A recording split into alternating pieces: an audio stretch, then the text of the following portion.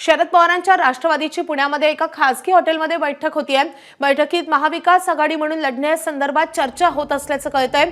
शरद पवारांच्या राष्ट्रवादीला किती जागा मिळणार याकडे आता लक्ष असेल। दरम्यान या संदर्भात वंदना चव्हाण यांच्याशी बातचीत केलेली आमच्या प्रतिनिधींनी, आपण पाहूयात।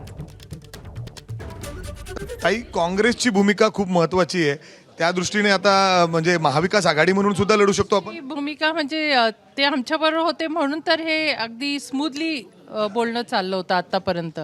आता त्यांनी ही सडनली कशी भूमिका घेतली त्यामुळे आम्हाला परत विचार करावा लागणार आहे, तो आम्ही विचार करतो। ताई आणि साहेबांनी सांगितले अशा पद्धतीने महाविकास आघाडी म्हणजे राष्ट्रवादी, शरद पवार गट, काँग्रेस, शिवसेना, मनसे देखील सोबत असणार आहे। सांगितलेलं नाहीये, आम्हाला सांगितले लोकली जे सगळ्यांचा सेन्स आहे त्या पद्धतीने आपल्याला पुढे जायचंय। हे वारंवार सुप्रियाताईंनी पण सांगितलंय की लोकल सगळ्या कार्यकर्त्यांचा, पदाधिकारींचा जो सेन्स असेल त्या पद्धतीने आपल्याला सामोरं जायचंय। कोण कोण आता पदाधिकारी होते, काय चर्चा थोडीशी? विधानसभा अध्यक्ष, सगळे सेलाध्यक्ष आणि सगळे नेते मंडळी।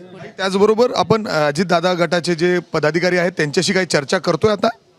पूर्वी झाली आहे ना, गेले 3 दिवस आमची झालेली आहे।